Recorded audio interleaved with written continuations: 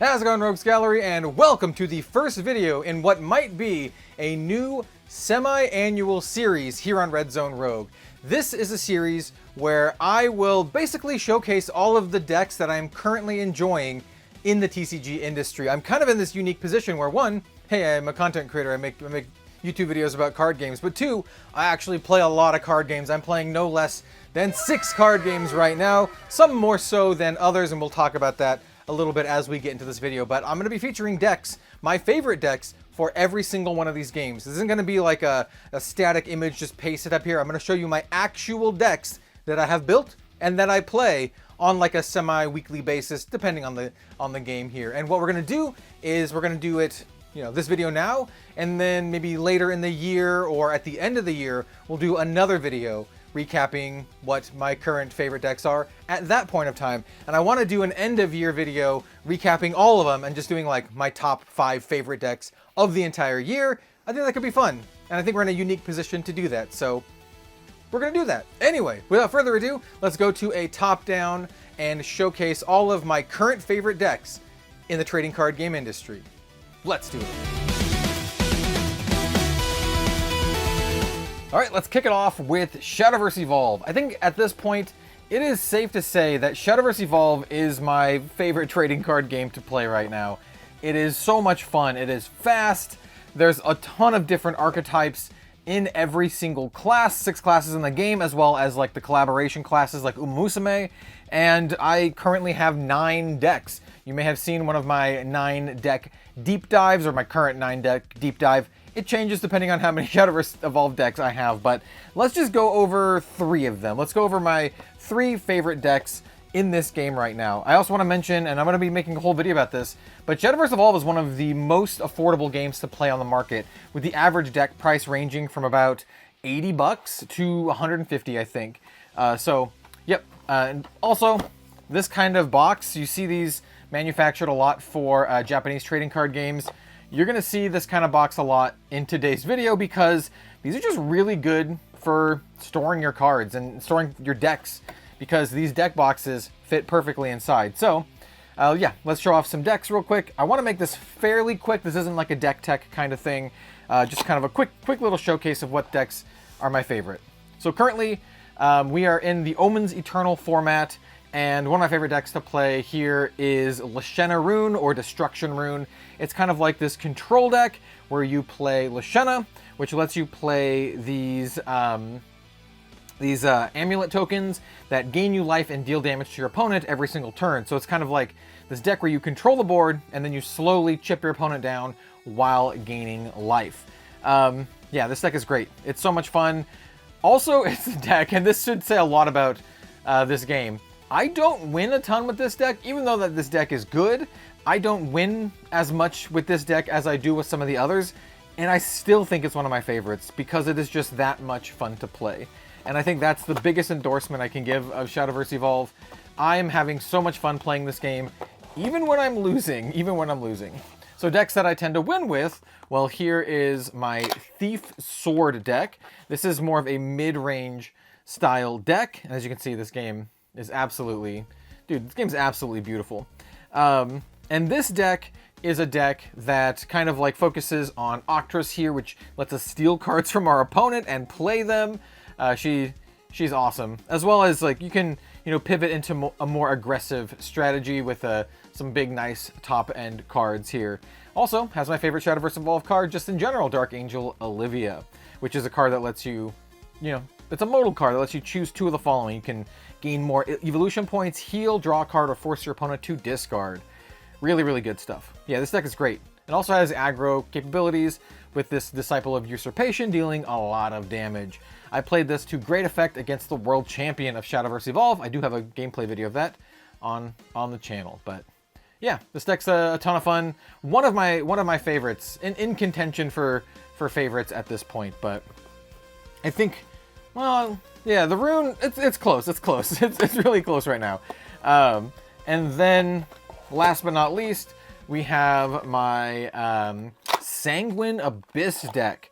Now, I have full deck text of all these in that video, like I mentioned, the 9-deck deep dive if you want to see like the full thing. But this is a tried and true aggro deck. We try to burn our opponent down as fast as possible with our, you know, our Omen of Lust. This is Valneric, the Omen of Lust. Very, very powerful. And we also have stuff like Razory Claw to deal burst damage to our opponent's face and finish them off with stuff like Dark General. Also, I just really, really love the vibes of the Abysscraft, you know, deck in general. I think Abysscraft, I think these are like probably my 4 favorite or my 3 favorite crafts in Shadowverse. Yeah, good stuff. Next up, we have CARDFIGHT Vanguard. This is one of the VSPO collaboration boxes, and inside, you guessed it, hey look, more deck boxes. So we have another 3 decks to showcase. I've been just recently getting into CARDFIGHT Vanguard, and it's been absolutely amazing. I started off with this deck. This is my Charmot deck, Charmu. I also want to mention, yo, there's Dragon Shield sleeves for the Japanese card size trading card games now, and these are fantastic. These are so good. I'm going to do a whole video on that at some point, but yeah, this is my Charmot deck, Charmu deck. How would you pronounce this? Charmout. I think it's like French because this says Lèvres Sœurs, which is like sisters, something sisters. Yeah, anyway, this deck is great.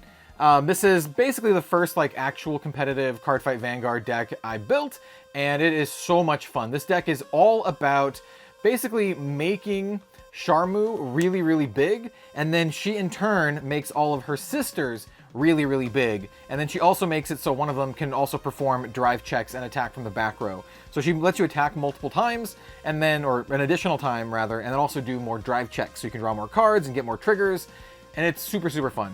This deck is great. And I will say this game is also kind of affordable to play when you think about it in terms of the grand scheme of things. Most decks run between like a couple $100 to $300. All of 3 of the decks that I've showcased here have been decks that have seen success at the top levels of play, and yeah, they're about like $200 to $300 each. Yeah, this is great. This is my kind of like my first Vanguard deck, and currently my absolute favorite, but I've been dipping my toes into some other stuff, but also like Charmot here is just great. Yeah, I'll someday I'll figure out how to pronounce her name, or I'll just keep saying Charmu. But yeah, Vanguard has been fantastic, and the community response about playing Vanguard and covering Vanguard has also been fantastic. So this is likely going to be a game that I'm going to be covering more in the future as part of like the main suite here on Red Zone Rogue. The game is super, super fun. There's a reason why it's been around for so long. So this deck is my Welstra deck. And the thing with this is I'm still waiting on one card. I'm waiting on my SP Full Art Welstra. So I haven't played this deck too much, and the times I have played it, I just use like a little proxy. I'll just use a little proxy for Welstra. But this deck is kind of all about playing these like battle stations, and you play these battle stations and then you use cards that operate them, and they do various things like dealing damage to our opponent or drawing us cards or whatever.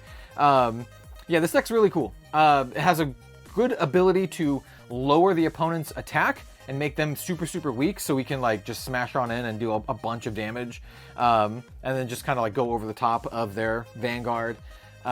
This is one of the more like prominent decks in the game, I would say.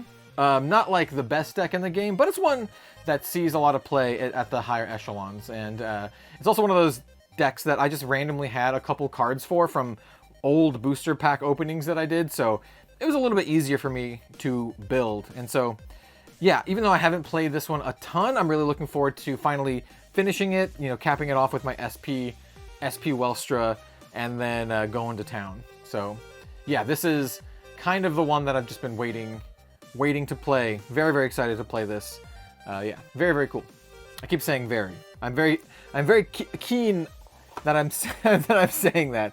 And then the final deck for Vanguard is Blangmar. This deck is metal as hell, and it's the whole reason we have this playmat, actually, because this card is featured in this deck. And as you can see, this one, I actually do have the SP for this deck. So this is kind of like my ride line. I really like this cute Almagistar level 0, which is a deck that I was considering making, but maybe we'll build Unica at some point, if you know what I'm talking about.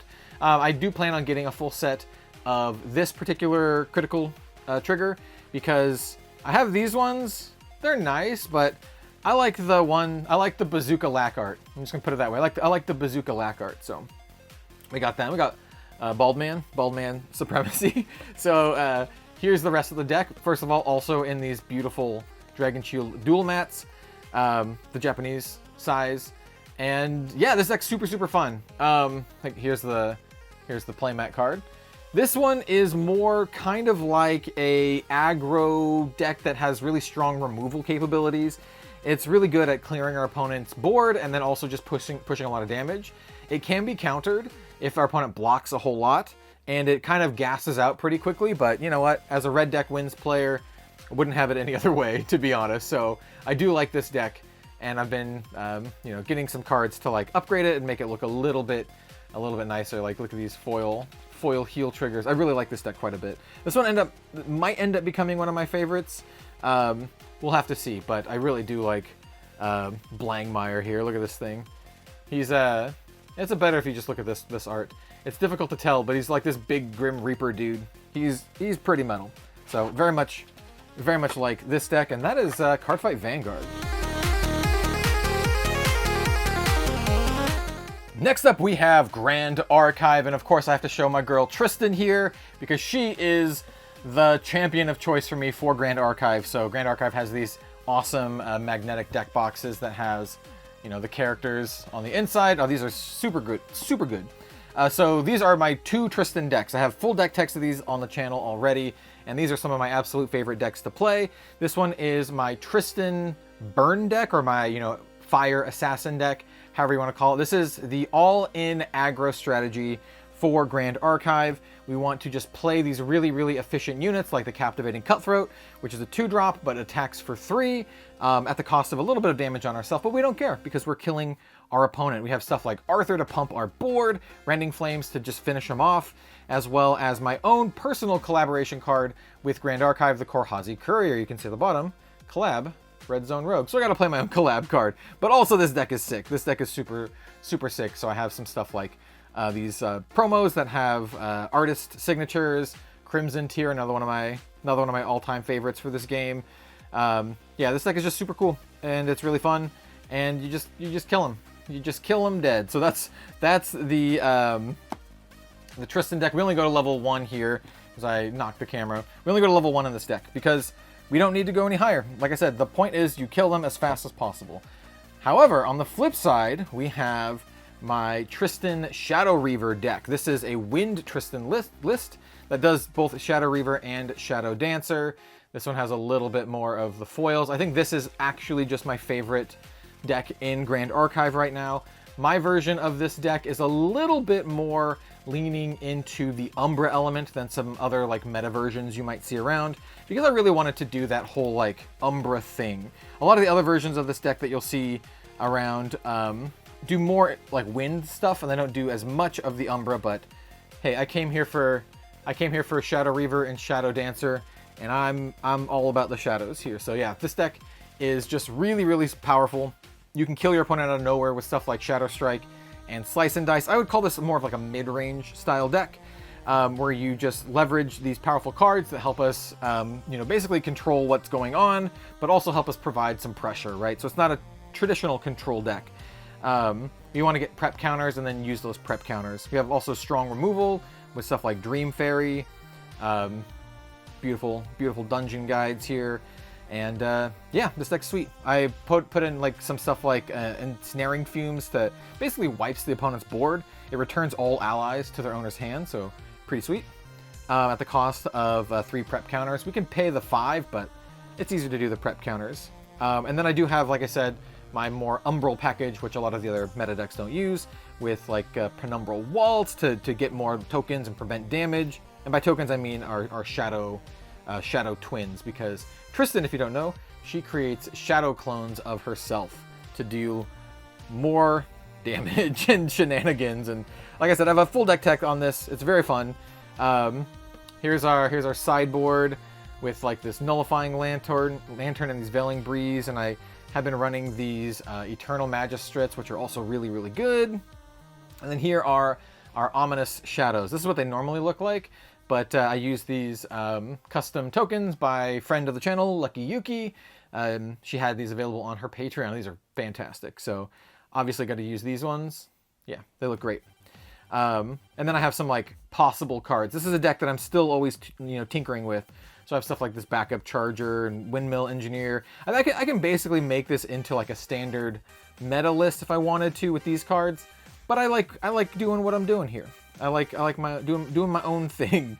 So yeah, this deck is great. And because I showed 3 decks with the other games, I will show 3 decks for this, and also not just Tristan, because I'm also very, very much enjoying playing Merlin. Merlin is awesome. So this is my Merlin deck box to go with the Merlin deck. So this has 2 decks inside. It has Arisana, and it has Merlin Kingslayer. So this is the deck that I'm really enjoying playing. It's actually like a legitimately powerful deck. This deck is kind of a meme and not great, but damn it, I really love Arisana, so I'm trying to do this Arisana deck. If you want to see a full deck tech on this one, let me know, but this is a water control Arisana deck where we try to control the game with all this water stuff, slow it down, and then we try to finish our opponent off with stuff like Comet Fall and Cosmic Bolt. It's fun. I do run the full combo, so I do have the infinite combo, the Scry the Stars, and where is it? The Elysian Astrolabe combo. I do have the combo in here. She needs a little bit more help to help pull that combo off, because you're gonna probably die before it happens. But I love this deck. Someday it'll be good, I think. I hope. And then we have Merlin, right? Merlin is a powerful meta deck, once again using a Lucky Yuki token as my spirit. And this one is just a straight up, Crux Merlin list, right? We have Majestic Spirit, and we can kill our opponent through either Fireballs or Majestic Spirit or some other stuff. What's really cool about this deck in particular, by the way, first of all, Merlin. S tier character, look at that. But also, this deck has a ton of like sweet promos in it, because it just runs cards that I happen to have promos of. So, like we have this Anime Expo Flame Rune Swordsman signed by artist Gyul, also a good friend of the channel. Stay tuned for stuff regarding Gyul. He and I are we're cooking some things. We also have Anime Expo promo Honorable Vanguard. This one's quite old. Then we have Ascent promo Hasty Messengers. Pendragon. We have more promo dungeon guides. Got this foil Library Witch, which is beautiful. But yeah, this deck is kind of like this mid-rangey deck that can really excel into the late game.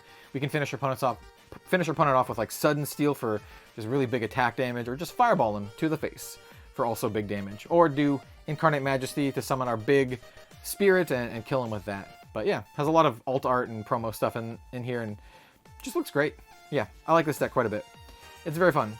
It's also a deck that has a bunch of cards in consideration, but yeah, I would consider it, at this point, Merlin to be a very classic Grand Archive deck archetype. She's just so good. She lets you draw 2 cards every other turn and also get like this attack buff. She's wild.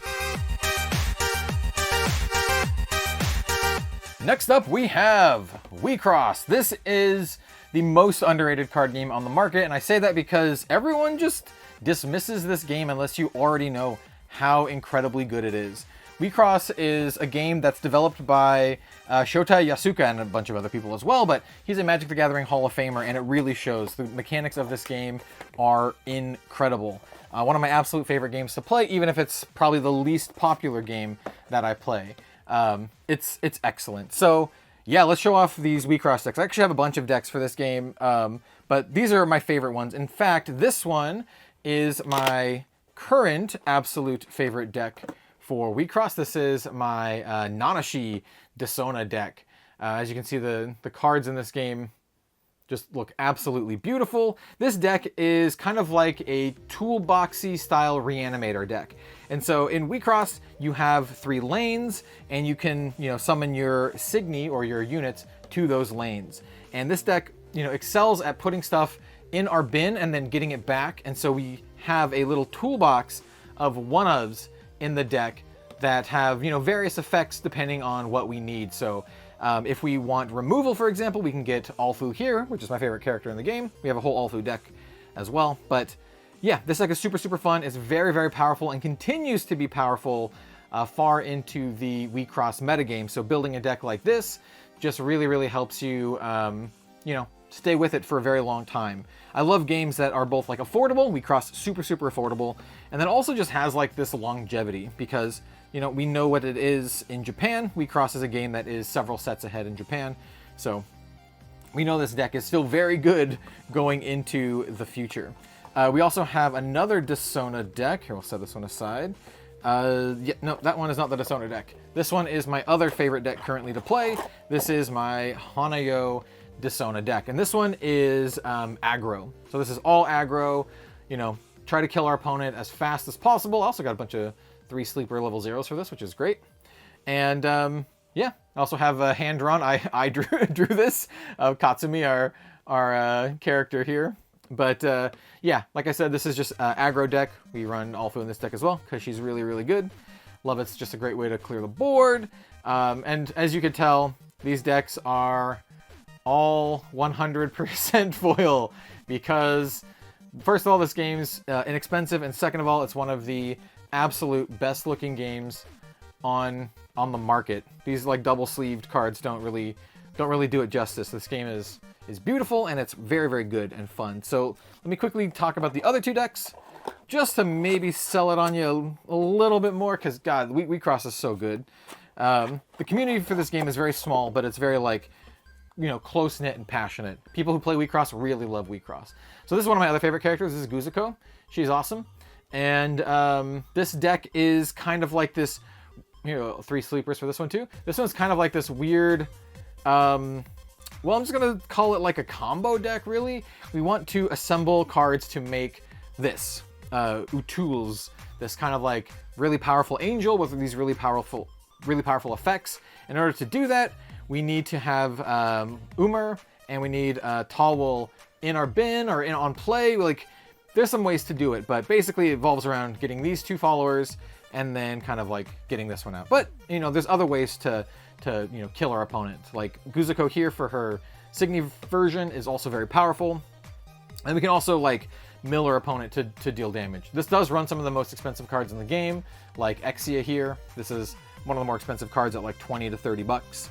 But, you know, generally speaking, once again, very, very affordable game and just super, super fun. I can't recommend WECross enough. I think a lot of people just kind of, you know, ignore it, give it the cold shoulder because it's kind of like the waifu game. But to be honest, it's great. And I also find a lot of that stuff very silly and endearing. You know, this is just a really endearing game. And this deck, probably I don't want to say the least good, but this is like a pet deck of mine. This is my Alfu deck. Alfu here is my favorite character in the entire game. She's awesome. And this one is a deck that I just have like so many level 0s, like alternates, that I could use for this deck. I really like this Japanese one with the signature. But this deck is Virtual's deck, which is the Niji Sanji deck, which is very unfortunate that Niji Sanji has recently, in the past year or 2, gone through some stuff. And we've learned that the company is maybe not a good company. I think maybe he's putting it a little lightly there. But I still really like this deck. It's really enjoyable to play. And yeah, and then also shout out to anyone who recognizes this deck box. If you know what this is, you're a real OG Japanese card player. And now we come to Flesh and Blood. If you asked me 2 years ago, this would have been easily my favorite game. Still one of my favorite games. I absolutely love Flesh and Blood. I adore this game. But in the last year or so, I've just been playing it a lot less. I haven't had as much fun with it. This is a game where if you're playing Classic Constructed, the game rounds can take almost up to an hour. I've done a couple matches in a league on my buddy Az's channel. Both of my rounds have taken over an hour, with the latest one being an hour and 20 minutes. So, I don't know. It's a little rough. It's a little rough. I think the Classic Constructed format might not just be for me, but we'll see where it goes. But yeah, anyway, I have this awesome deck box featuring my favorite character, Uzuri, and I recently changed my Uzuri deck into this deck. This is featuring this character, New. She's awesome. This is also kind of like a... Flesh and Blood doesn't have like traditional deck archetypes like mid-range, control, aggro. It kind of does, but kind of doesn't. You could call this more of a mid-range control deck, I could say. This deck features a lot of nasty on-hit effects that really punish our opponent if they don't block properly. Stuff like Leave No Witnesses and stuff like Surgical Extraction. These can really punish our opponent's hand and arsenal respectively. Stuff like Persuasive Prognosis. And this deck is essentially an almost all foil deck. So almost every card in this deck is foil. We have like this Bonds of Agony, foil Command and Conquer, which is kind of crazy. The foil Command and Conquers in this deck, the 3 foil Command and Conquers, 3 of them could probably equal several of decks from the other games that I've already showed, which is kind of wild and says just how expensive Flesh and Blood can be. This game is not cheap by any stretch of the imagination. In fact, it rivals that of modern Magic the Gathering. There are, cost-effective ways to play the game, but that's, starter deck stuff. And if you want to play suboptimally, and I'll let you know, if you play suboptimally in Flesh and Blood, you're gonna die. So this is just how it is. But I do really enjoy this deck. And I think, honestly, I think I would just personally prefer playing like the Blitz format or some of the shorter formats, because the hour-long games aren't doing it for me. But I still really love Flesh and Blood, and maybe in the next update I'll have more Flesh and Blood decks to show, but this is really the only one I've been enjoying recently. And I even plan on reverting this deck back to Uzuri, because that is my actual just favorite deck in this game. So yeah, that's Flesh and Blood. Like I said, if you asked me 2 years ago, this would have been unequivocally my favorite game. It's still up there. I'm still really loving it, but I don't have 9 Flesh and Blood decks active like I do for SHADOWVERSE right now. All right, and the final game we're going to talk about today is WEISS. And so this one's a little bit in the air in that I haven't actually played with this all that much. In fact, I don't have any constructed decks beyond a bunch of starters. And I've been using these starters to learn how to play. I have this Lycoris Recoil starter, which has been pretty fun. I have several Bang Dream starters, which have been pretty fun. But I think the ones I enjoy the most currently, as I need to pick up the cards as they fell over immediately, are these Azure Lane starter decks. And that's just because there's 4 of them, and they have been really fun to play against each other. And so here we have like a bunch of the Azure Lane starter decks. I'm not going to go over these too much because, I did a whole video going over these if you'd like to see it. I did end up sleeving these in the Azure Lane sleeves. So we have like, these all sleeved up in Azure Lane sleeves. But yeah, I do like WEISS. I think it, for me, is one of those like every now and then kind of TCGs. I don't think I could sit and play this for like 9 hours, but I could play this at least like once a week, right? Especially if I find a deck that I really, really love. So I'm not sure exactly where I'm going to go with WEISS. If I want to build like an actual constructed Azure Lane deck, or something like Bang Dream, which is great. I did a whole video going over these. Like, these cards look these cards look amazing. So like this one is like, in terms of just aesthetics, very, very nice. Or if I wanted to go something different, and well, this is actually Bang Dream, but something different like Lycoris Recoil, I can kind of show this one off. I don't think I've showed this one off all that much. Or I can do something that's upcoming. So I have my eyes set on both the new Hololive set as well as the Freerun set. And I'm very, very excited for the Freerun one in particular. I'm a huge fan of Freerun. Been ever since the manga got translated into English, so I've been reading it for well over a year now. And yeah, very excited for Freerun. That one might be the first actual constructed deck that I build for this game. More than just like the, what is this, 4, 5, 6, 7 starter decks that I've tried. This one, by the way, this starter deck, this MyGo, like Bang Dream MyGo starter deck is just really, really good. So this one has been quite fun to play because, well, it's a really good starter deck, to be honest. So yeah, there's that. So, you know, Bang Dream, definitely a possibility. And I think as far as like the card aesthetics go, tend to have like very quality art, you know, not as much like screenshot stuff as some of the other Weiss things. So yeah, that's Weiss Schwarz. It's still kind of up in the air for me. It's still very much just like an every now and then trading card game. All right, and this mess is gonna do it for the video.